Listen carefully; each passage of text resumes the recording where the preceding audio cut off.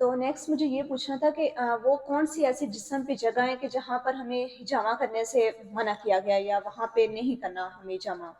ہمارے پاس روایات میں صرف ایک روایات ہے جس میں منع کیا گیا ہے کہ حجامہ وہاں نہیں کرنا چاہیے۔ اللہ کے پیارے نبی صلی اللہ علیہ وآلہ وسلم نے حضرت علی علیہ السلام کو وصیت کی، ہے علی، 9 چیزیں جو ہیں وہ الزائمر یعنی کہ بھولنے کی بیماری کا باعث بنتی ہیں۔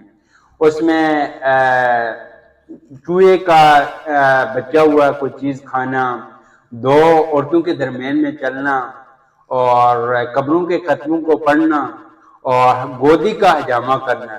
جو گودی ہے C1 جو ہوتا ہے، تو C1 سے نیچے ایک گڑا سا ہوتا ہے، تو اس میں حجامہ منع کیا گیا ہے۔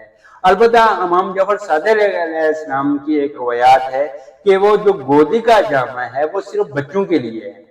جب بچہ 4 سال کا ہو تو اس ٹائم اس کو حجامہ کرو۔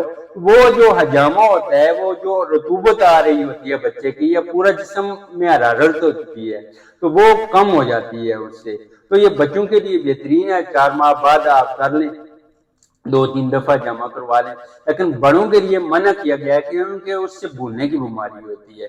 تو یہ واحد مقامات ہے حدیث میں۔ ویسے تو بہت سے مقامات ہیں جہاں آپ جمع نہیں کر سکتے، مثلا ناک کے اندر ہے، آنکھیں ہیں، یا نازک آرگنز ہیں، تو بہت سی ایسی مقامات ہیں جہاں آپ جمع نہیں کر سکتے، لیکن حدیث میں ہمیں ایک ہی جگہ جس کو گودی سر کہتے ہیں